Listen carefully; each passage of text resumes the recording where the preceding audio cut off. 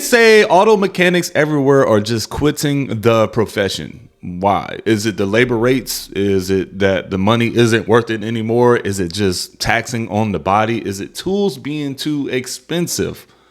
Let's just go ahead and take a look before we run out of mechanics in the United States. I mean, shoot, boy, in about 5 years, you can make some good money if you were a mechanic, maybe. All right, so there's a nationwide shortage of technicians, automotive technicians, no matter what brand it is. People just don't want to do this anymore. And I'm going to show you right now why there's a nationwide shortage of automotive technicians, especially at the dealership level. Let me show you exactly why. So this right here is the labor time for removing an HVAC assembly, the heater box inside the vehicle. We have an evaporator leak and the AC doesn't work. And this is the labor time from, I believe, All Data. I don't know if this thing will ever focus. Right there, All Data pays 13.5 hours. See that? 13.5 hours labor to remove the HVAC assembly. Why don't this thing want to focus? And then this is the warranty labor time from Nissan. 4.8. They want me to do that HVAC assembly for 4.8 hours when All Data is saying that it takes like 3 times as much as the warranty time, 13.5. So many of you may not know how technicians get paid. We get paid by the job. If a job pays 2 hours, then we'll get 2 hours no matter how long it takes us to complete that job. Our hourly rate may be $40 an hour. We may get paid $40 an hour, $50 an hour, and we'll only get 2 hours worth of that time to do that job. If it takes us 3 hours, then we'll still get 2 hours for that. So this is exactly the reason why nobody wants to do this anymore. This is why Ford can't get anybody to work on their cars. Now, last week, the Ford CEO came out and said he had no technicians to fix. I gotta pause because, man, warranty payouts is trash. Oh my God. Are you telling me, man, realistically speaking, to remove all that is 15 hours, but warranty is only saying you better get it done in 5 because that's all I'm paying? Of course technicians are gonna leave. All of his broken cars, and that's why it takes a minimum of 2 weeks to get your car looked at a Ford dealership. Now, I already knew this was true because every time I call my local Ford dealer, they tell me they don't even have a transmission tech. And they gotta send every transmission job an hour out of town to the next nearest dealership that has a tech that can do that work. Now, the Ford CEO states that there's over 6,000 bays in Ford dealerships without technicians, and they can't find anybody to fill those roles. And his attitude toward the whole situation is that people should be wanting to fill these roles and wanting to do these jobs, and he just couldn't understand why he can't fill them. Well, hold my beer, Jim, and let me tell you why. Now, your Ford vehicles used to be really nice, reliable vehicles that were simple to fix, but now they're all junk, made with Chinese parts, Chinese computers, and stuff that's not even reliable enough to make it over 100,000 miles. We all know the Ford Focus was a complete disaster, and you had to warranty at least half of them that you built. And these Escapes with the 6-speed transmission, they're failing more than ever. Let's face it, Jim, your vehicles are crap, and instead of designing them properly, you just put all the fixes on the back of your mechanics who you don't pay enough. Not only are the vehicles crap, but you gotta buy fancy scanners, special sockets, and special kits that are expensive just to be able to work on them. Now, these are the reasons the mechanic shortage is pretty much everywhere in all dealerships, but Ford is one of the worst about gouging their customers and not paying their techs enough. Now, this is a big problem for Ford because Ford doesn't make much money on just selling their cars. They make most of their money on servicing the fleet of their cars that they sell. And without mechanics to service that fleet, they could just go belly up. Now, I see this ending one of 3 ways. Either Ford will take their cars and start making them better, more reliable, and easier to fix. We know that's probably not going to happen, so their second option is they could pay the mechanics what they truly deserve, a nice fair wage, to fix their junk cars. And the third option is probably what Jim doesn't want to hear, because if they don't do anything, they could end up bankrupt. But after the way they've treated their employees, their mechanics, and more importantly, their consumers, that just may be what they deserve. So do the right thing, Jim, and pay up. Flat rate is dead. Wow. Let me tell you why. Flat rate comes from a day and age where cars were made to last and diagnostics led to replacing broken parts. Now we're chasing wires and shorted out modules that are shorting out 10 other modules. All of these are different computers that are talking to each other, and they're all in one truck. Now explain to me how I'm quickly supposed to find out that a brake module is stopping the tailgate from opening. All that testing? 3/10 of an hour. Flat rate is a system that rewards speed, not complexity. Cars are built too complex nowadays to be worked on at speed. You gotta take your time, get it right. The system's outdated. It's time for a change. So we saw a video of the Ford CEO saying that there's a shortage of technicians, that they have 6,000 empty bays, and he understands why now. So here's your answer, dude. This is why. This is why. Your answer is because you charge an insane door rate. Technicians don't take home even a third of that usually. You make junk vehicles. I mean, and your labor times suck. They're usually less than half of what it takes to do your job.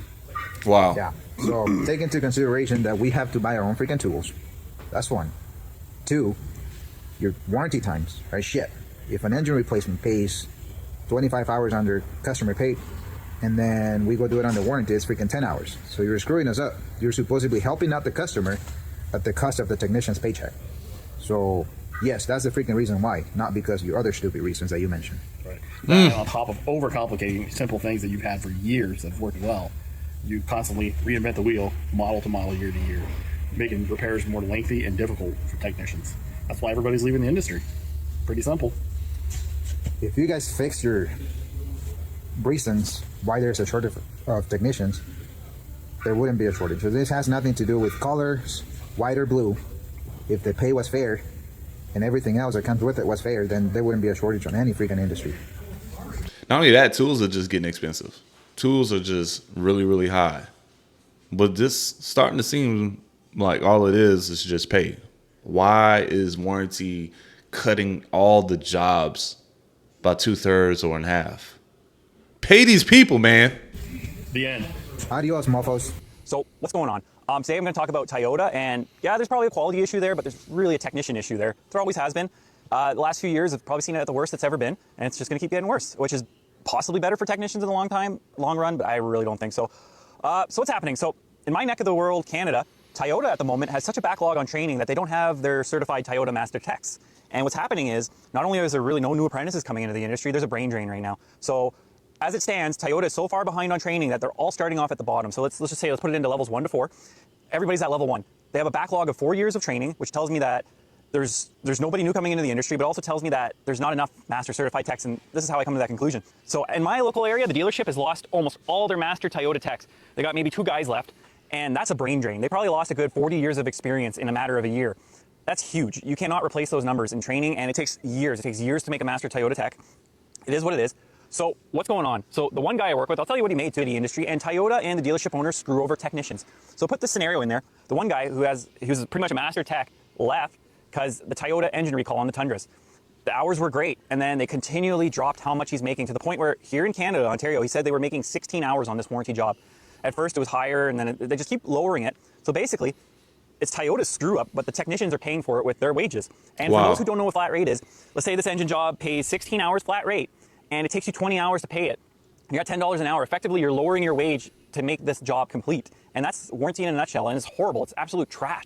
So this one technician, he left because of the recall. He was sick of it. He said it's utter bullshit. Awesome.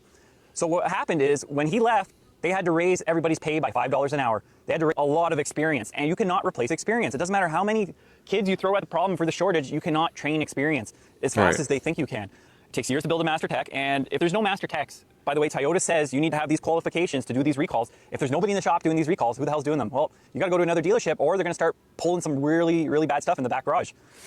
So, as I said earlier in the video, there's 2 parties at fault here. One is the OEM manufacturer.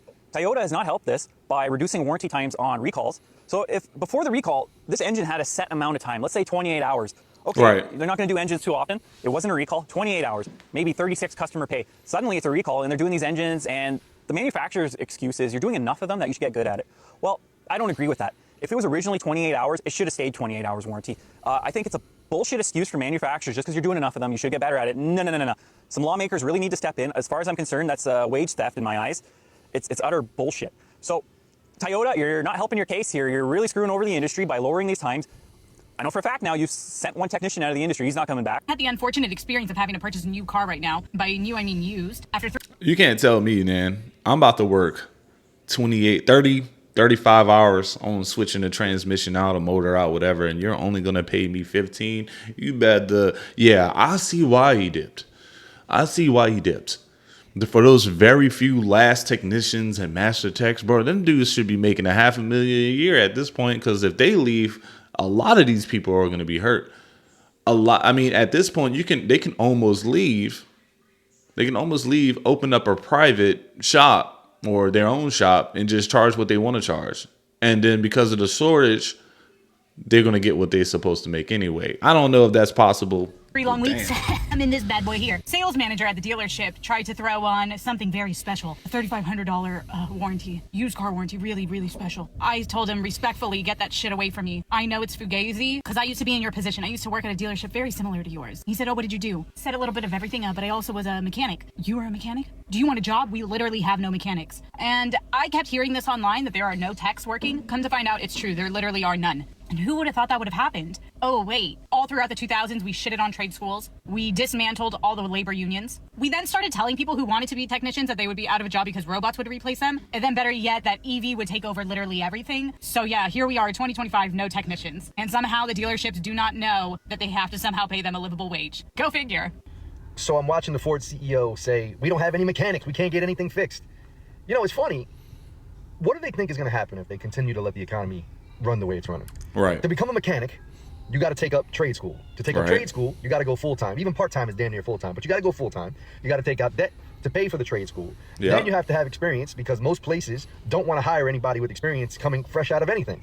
You know, whatever it is, electricians, construction workers, just general laborers, no one wants to pay. And then you go through all this trouble, and if you can find a position, let's say at a Ford dealership, they want to pay a tech $19 an hour, $21 an hour. When you're, you know, however much in debt, wherever you're from, is obviously every trade school is going to have a different, you know, price. But the point is the same. You go through all this effort, you rack up all this debt, because if you can't go to work, you need more debt to survive. If you're not fortunate enough to have, you know, parents or family, you know, if you don't have anyone to help you out, you got to stay somewhere, right? It's a fascinating thing. Mechanics don't want to work, and I know this because I see it everywhere. It doesn't matter what dealership you go to, there are no mechanics. Nobody wants to do these things. Well, excuse me. People want to do these things, they just financially can't. So what do you do? How do you continue this economy? I don't know. What do you guys think? You can't get young people to be. I would think, man, look, young people are already worried about debt as it is. I'm just saying right now, these guys rather go to school to learn how to build a computer than build a car. As young people these days. Because it's not a financially good decision to become a mechanic.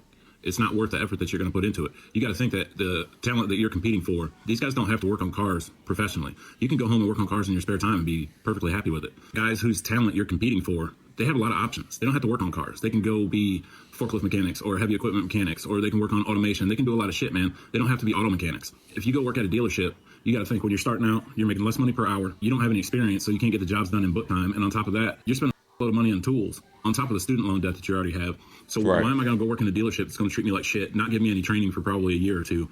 Like when I left automotive world to go work on forklifts, the company I went to work for offered me more hourly than what I was making flat rate at the dealership, plus actual time and a half for anything I worked over 40 hours, plus 401k, plus insurance. It wasn't even a comparison. There's no way that I could say no to that offer. It wasn't even close. So you're going to take a kid out of college and tell him, well, okay, we're going to pay you, what, $18 an hour flat rate until you get your feet wet and you learn some things. Oh, by the way, you got to buy tools. Oh, by the way, we're pretty much going to rip you off on every job you do. And oh yeah, the warranty jobs, which is half of what you do, you only get paid half time for those. Yeah. So you got these kids out here working 45 hours a week in a dealership and probably getting paid for 25 or 30. And that's not an uncommon thing. I know exactly how it is. And you know that more than half of these mechanics out here are getting ripped off every day when they go to work. And that's why you can't find anybody to work on cars. If you want to compete, then compete. I'm in a mood and I want to air out some dirty laundry. I've been a mechanic most of my working life. My career started at a few different shops, a boat shop and independent. I worked for Snap-on for 6 months, which is a whole other story.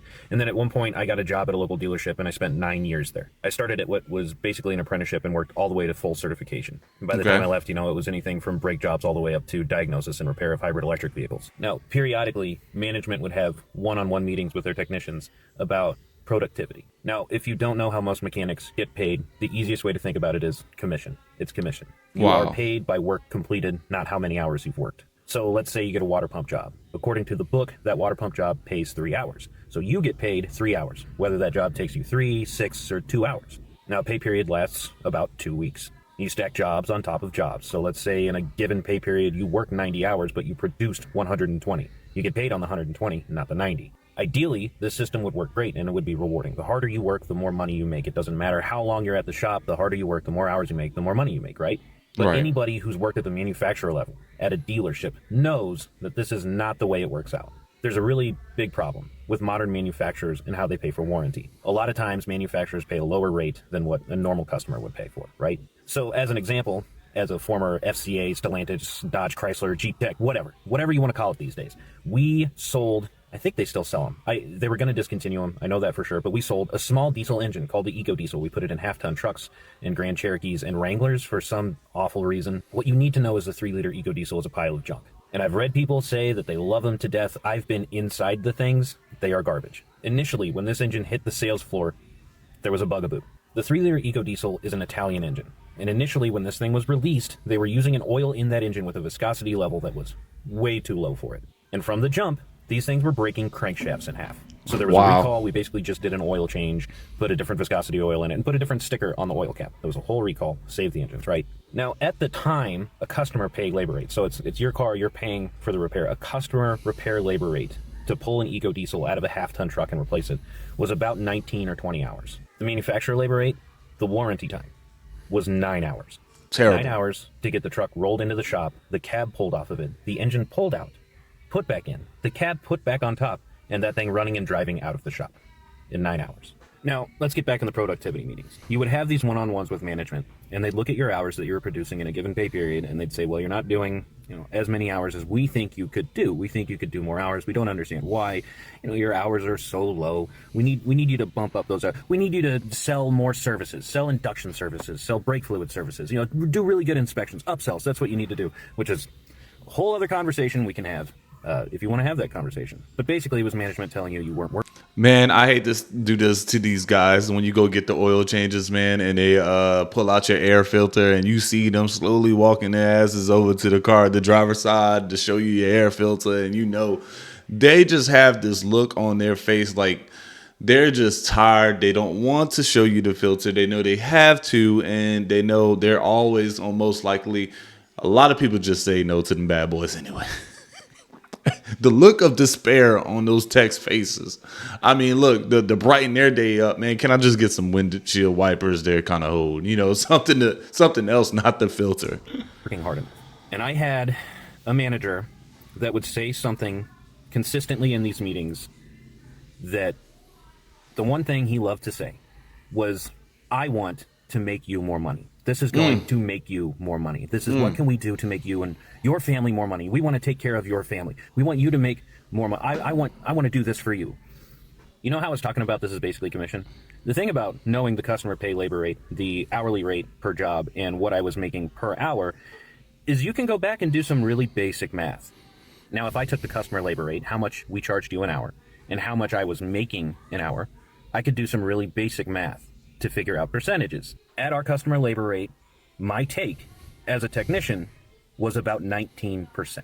I don't want to get too wishy-washy here, but I had legitimate financial interest into my job at that point. I had spent not as much as many other people, but over the course of my career, you could probably say somewhere between $20,000 and $25,000 in tools. By that point, I had spent over a decade honing my craft, becoming a great technician, working very hard, doing great diagnoses. I was the one with the skill. I was the one doing the repairs. And the people sitting at the desks up front printing paper were making more than I was. Fully certified, almost a decade of experience with this dealer, and my take was just 19%. Wow. That boss that would tell me that they just want me to make more money, they want to take care of me, my family, there's a really easy way to do that. I can work as hard as I want, and I'm never going to break that 19%. So what about the other 81%? The harder I work, the more money you make. Right. And you're already making more money than I am. So don't give me this bullcrap about how you want to take better care of me. You want to make more money for you. From me. That line would always drive me insane. You want to take better care of me and my family? Bump me up from the 19% then. There are only so many hours in the day. I can work as hard as I want and I can produce a lot of hours, but you're still going to be richer than me. And you're going to be richer than me because of people like me that are doing the work for you. So don't feed me this line about how you want to work harder for me. I bring this up, and I'm sure it's a tale as old as time, and I'm sure it goes back farther than I realize. But at some point in this nation, we prioritized management over labor. And I would just like to know why. The people that sit at a desk and look at spreadsheets all day are worth more than the people that put in the time, the money, the energy, and actually honed a craft. Because to tell you the truth, with maybe a few weeks of experience, I could do what my manager could do. But I guarantee you he could not have walked out in that shop and did what I did. Right. I'm going to get people who are like, well, stand in a manager's shoes. All you do all day is put out fires, and it's rough. And yeah, I get that it's stressful and it's difficult, but so is racing the clock as a certified mechanic, knowing that there is no way in hell I can completely replace this engine in 9 hours, and I am going to have to figure out a way to make that time up elsewhere. And wouldn't you know it, the next job on my list is warranty too. I took a pay cut for my current job, but I got better benefits and a better home life. And to me, more importantly than anything, my job is not to make somebody else rich. Wow. You are not cattle, and this is not the industrial age. I think it's time more people recognize that. They are literally building these cars so that you throw them away. They got a guy who's not a certified tech, who is not a mechanic, telling mechanics that they got to work harder just so they can already make more money than they're already making on the mechanics themselves, off the mechanics.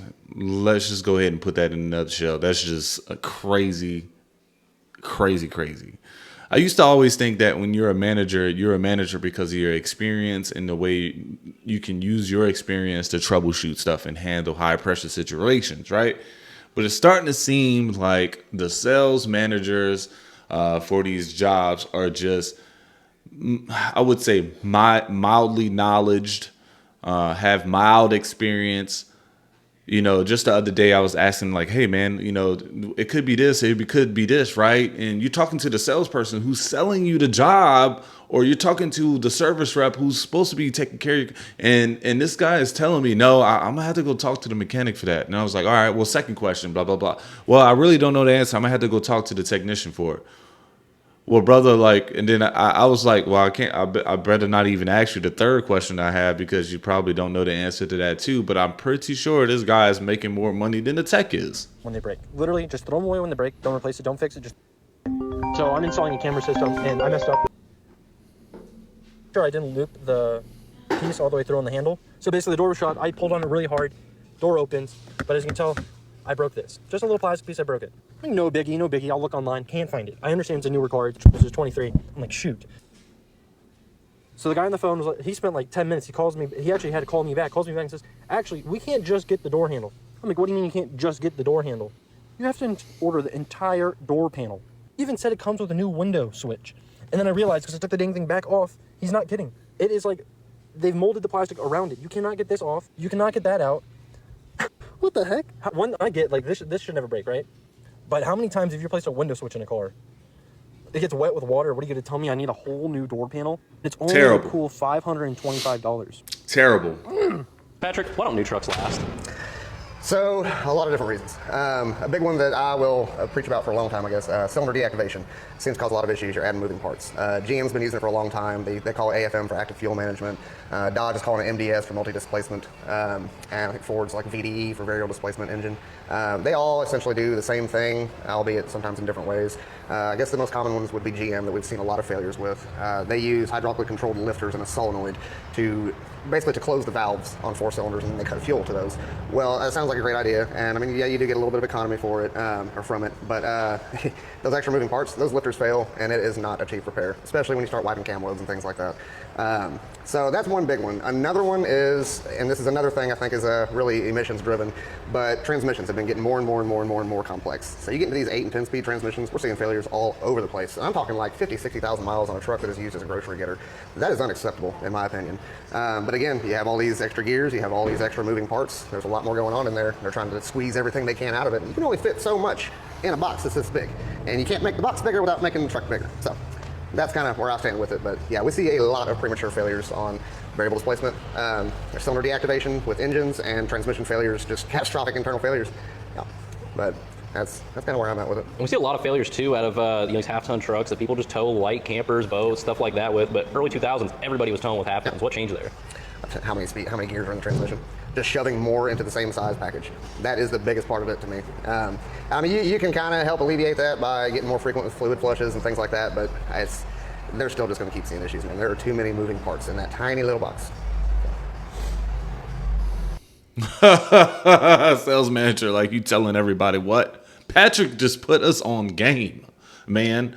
Just go get your older truck. It might not be flashy and new, but hey, that engine is going to rock and roll for a long time.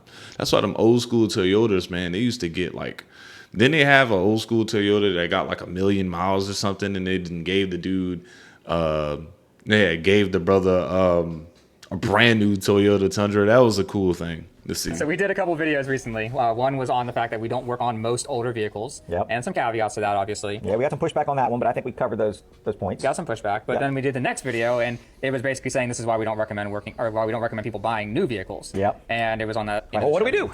Yeah, valid comments. Basically Totally saying they're not recommending, they're not going to work on the older, they're not going to recommend we buy newer. What the heck do we do? I think it's valid. I remember the very first comment on that. That got a lot of likes on it. That guy was funny. I can't remember his name now. Anyway, yeah, I mean, it is a problem. It's a problem, right? It's a problem that I live with every single day, because at some point, even the cars that I've got are going to be like getting to where we can't get parts for them anymore.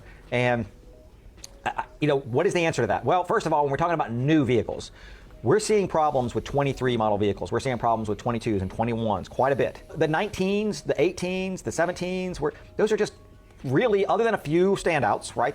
Some of the Ford engines and stuff like that. But other than those, we're not seeing like extra problems with them. Really the sweet spot to buy a used car at this point, or what we would consider, instead of buying brand new, I would say probably somewhere right now in 2026 between 2010 and 2019. Yeah. I think is a good sweet spot to go in.